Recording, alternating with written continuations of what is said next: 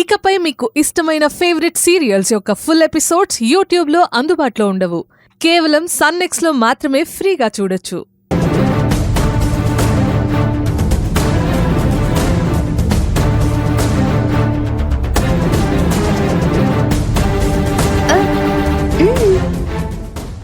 ఇప్పుడున్న పరిస్థితుల్లో ఈశ్వరి గారి గురించి అభి ఎక్కువ ఆలోచిస్తూ బాధపడుతుంది. ఇలాంటి టైంలో నేను నా ప్రేమ గురించి చెప్తే తను యాక్సెప్ట్ చేస్తుందో లేదో. ఒకవేళ నో చెప్తే తట్టుకోలేను. బెటర్ టైం చూసి చెప్పడం బెటర్. ఏం లేదు అభి, నీతో లంచ్ చేయాలనిపించి అలా చెప్పి తీసుకొచ్చాను. నువ్వు రావు కదా.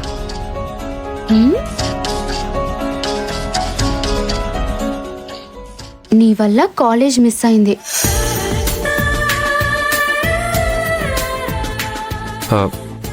సారీ అభి, ఫీల్ అవ్వకు. ఇదొక్కసారి క్షమించు. ఒక్క నిమిషం. వెయిటర్,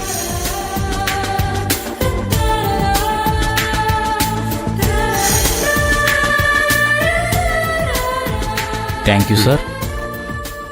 వెళ్దామా?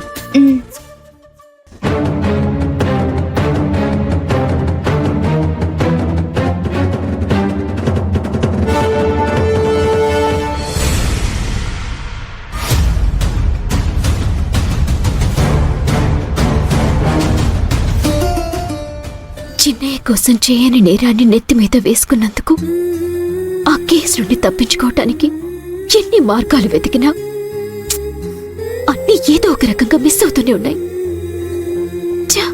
నాకే ఎందుకు ఇలా జరుగుతుంది? అసలు నేను ఏం తప్పు చేశాను?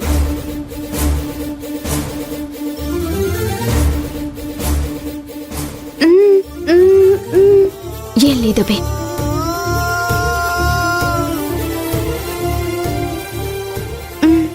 అబద్ధం ఆడటం నీకు చేత కాదక్కా. నిజం చెప్పు, ఏం జరిగింది?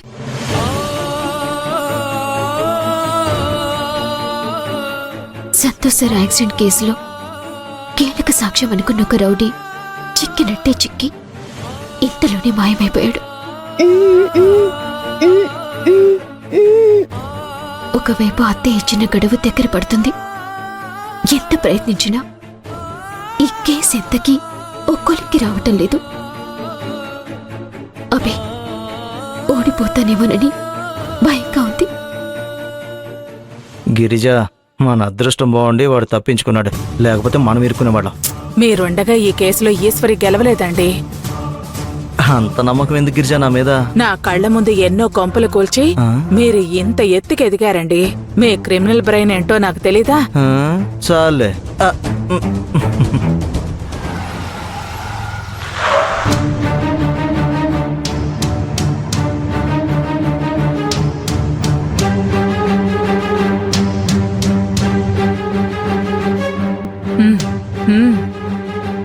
సరే, పదండి.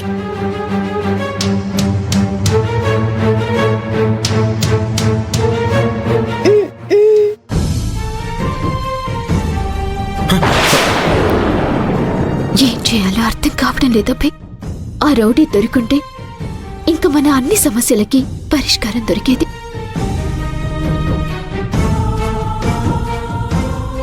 అంటే పార్క్ దగ్గర ఈశ్వరి వెంబడించిన రౌడీ తప్పించుకున్నాడా?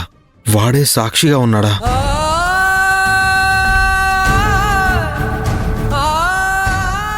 నన్ను క్షమించీషు. నిర్దోషని నిరూపించుకోవడం కోసం నువ్వొక్కదానివే ఇంతలా కష్టపడుతున్నా కూడా నేను ఏమీ చేయలేని అసమర్థుల్లాగా ఉన్నాను. నా మీద నాకే అసహ్యం వేస్తుంది. ఓహో, దొరికిన ఒక్క సాక్షి కూడా మిస్ అయ్యాడన్నమాట. అయ్యో, ఆ రౌడీ మిస్ అయ్యాడా?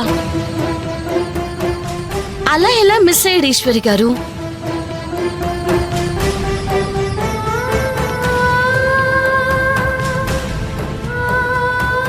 అప్పటికే వాణ్ణి పట్టుకోవడానికి ఎంతో ప్రయత్నించాను ప్రణతి గారు. నా సాయశక్తిలో ట్రై చేశాను. చాలా దూరం పరిగెత్తాను, కానీ బ్యాడ్ లక్, కుదరలేదు. నాకొక ఫోన్ చేయాల్సింది, నేనొచ్చి హెల్ప్ చేసేదాన్ని కదా.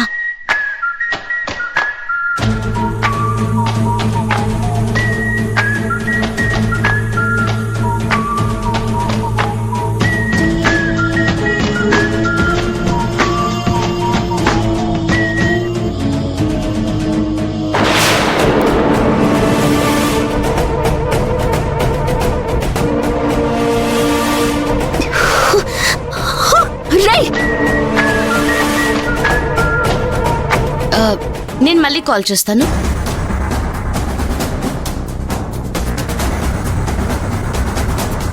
మీరు చింతలగూడలోని లోకల్ పార్క్కి మధ్యాహ్నం ఏమైనా వచ్చారా?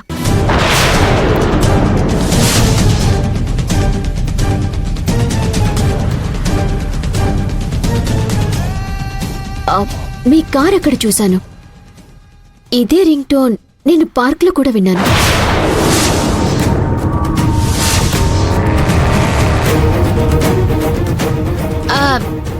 అడుగుతుంది కదా సుందరం గారు, చెప్పండి. ఏంటి చిన్నయ్య అంతలా ఆలోచిస్తున్నావు? వెళ్ళారా లేదా? అది ఏ టైం అన్నావు? మధ్యాహ్నం కదా. అప్పుడు మేము నీకు సమాధానం చెప్పాల్సిన అవసరం నా కొడుక్కి లేదు.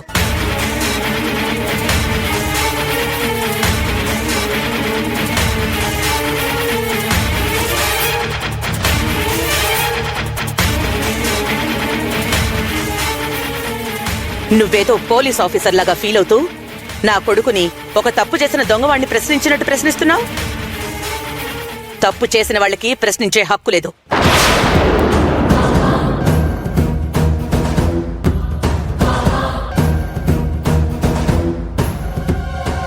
Aunty, it's okay. నేను తనకి అర్థమయ్యేలా చెప్తాను. తన డౌట్ నేను క్లియర్ చేస్తాను. భార్యాభర్తలన్న తర్వాత వాళ్ళకి ఆ మాత్రం పొసెసివ్నెస్ ఉంటుంది. కరెక్టేనా ఈశ్వరి గారు? ఈశ్వరి గారు, మీరు పార్క్ దగ్గర విన్న ఈ కాలర్ ట్యూన్ నిజమే.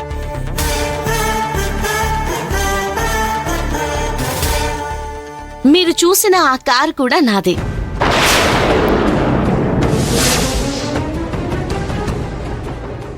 కానీ మీరు అనుకుంటున్నట్టు అక్కడున్నది నేను కాదు.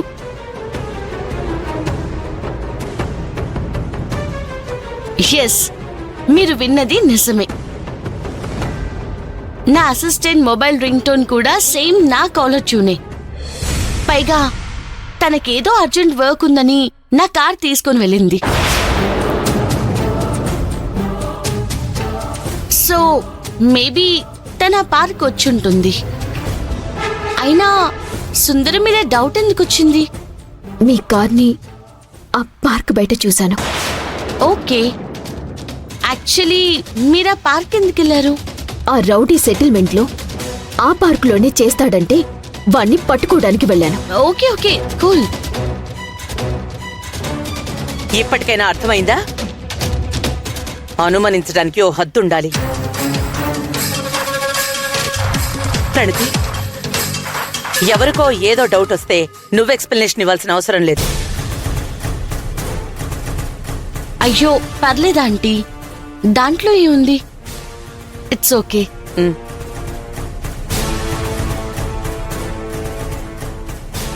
బీ బ్రేవ్ ఈశ్వరి గారు, నిదానంగా అన్ని సెట్ అవుతాయి.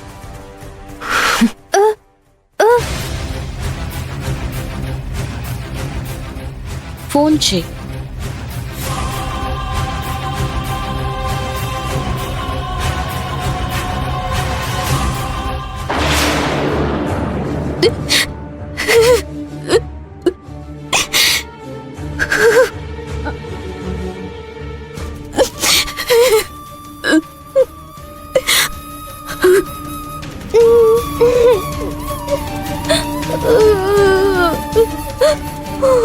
నా వల్ల కావట్లేదు అభి. అమ్మా నాన్న చనిపోయాక అదే రూపంలో మనకి అమ్మా నాన్న మళ్ళీ దొరికినట్టు అనిపించింది. నేను ఐపీఎస్ అవ్వాలనే అమ్మా నాన్నల కోరిక కూడా అత్తయ్య తీర్చడానికి ఎంతో కష్టపడింది. నాకు ఎంతగానో సపోర్ట్ చేసింది.